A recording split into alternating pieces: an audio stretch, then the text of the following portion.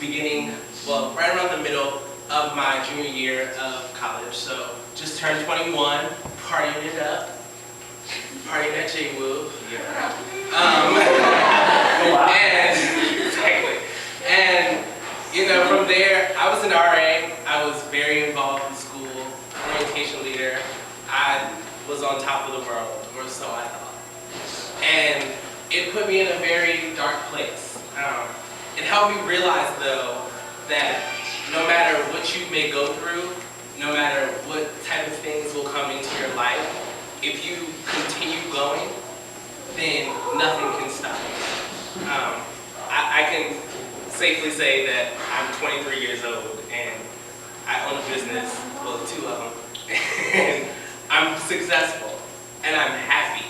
You know, so many people don't see themselves in a light where it can help them, but I really think that, as crazy as this may sound, being infected with HIV made me a better person. Before, I wasn't this nice guy that all of you know. I was very cocky, which sometimes it was. I didn't talk to certain people, I didn't deal with certain people. You know, I was a very mean guy. I was an RA, so I knew how to turn it on and off. But it made me human. And for that, I'm forever grateful. And as the video says, you never know. The faces of HIV are all over the place. Statistics show that it's 1 in 5 people. And out of those 1 in 5 people, 20% don't even know. That's a lot of people. So when I found out, it was more like okay, let's get people informed, let's get people tested, let's find out where this is coming from and who's it affecting so we can stop it from spreading, because we have that power. Believe it or not, the people in this room are the people that will run this world. This generation has some of the most incredible people I have ever met. You guys are going to run the world. It's not even the question. Right? So if you want to change it, then it's in your hands. You just have to be informed and you have to want to change it. Yeah. Obviously when you first found out, I don't assume you were as happy as you are now and like look at it. So like what were some of like the things that really kind of helped you through that, like I guess mentally knowing that look, this is happening, and like what were some of the things that you did? One thing that I realized, and this is not to downplay it in any way, shape, or form, but for me, being a person that has health insurance and has always had a job and always had income, the only thing that changed for me was the fact that I have to take a pill before I go to sleep. For some people, it's not that easy. Some people, they have to look for additional assistance. You know, I did a lot of counseling, and some people, they just are so shattered by it. But for me, it was more emotionally shattered. I don't want to get all sappy and stuff, but I just thought that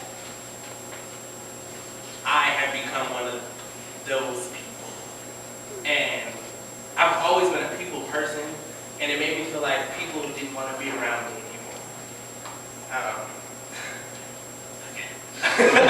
What's your best advice to give someone Johnson Wales how not to get that? My best advice is to protect yourself. And don't be afraid, right? Prevention is sexy. I mean, I'm still sexy. My best advice is to protect yourself and protect those that you love. I used to hand out condoms all the time to people, and on the condom it would say love. And I would hand them the condom and I'd be like, if it's not love, you shouldn't even open it. You should be to a point where that person that you're having sexual intercourse with is so important to you that you want to protect yourself and you want to protect them. If you're not doing that, if you're having promiscuous sex, hey, it's you, but be ready to deal with the consequences. Because HIV is one of the many things. But yeah, the many things. So that's just my best advice. Protect yourself. Protect your heart, because that's where it all starts. Okay, I think goes to the next slide. So after all that, happy time. There's hope. So in 2007, a guy named Timothy Ray Brown, he's known as the Berlin patient. He was the first person to be clinically cured of HIV. Now, the process that he had to go through for this was completely ridiculous, and don't think that if you get HIV, you can go through this process, because it's probably not going to happen. He also had leukemia, so he got a bone marrow transplant. And the donor that they picked for the bone marrow transplant has a specific genome in their blood that is resistant to HIV. So this was like a very painful, long extended process, but he now lives without HIV. So it's possible, and we're working towards it. Next slide. This one, I was like tearing up, like in my office, like crying and stuff, because this was like 10 days ago, mind you. A Mississippi baby, so here in the United States, who was born with HIV, was put on an antiretroviral regimen, really big word, a whole bunch of medicines, basically, as soon as the baby was born. And now the baby shows no sign of HIV infection.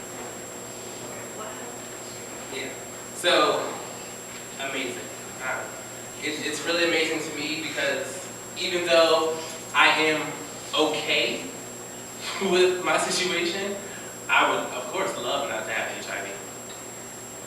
So when I see something like this, it lets me know that there's hope. And hope is the only thing that some of us have to hold on to. Any other questions?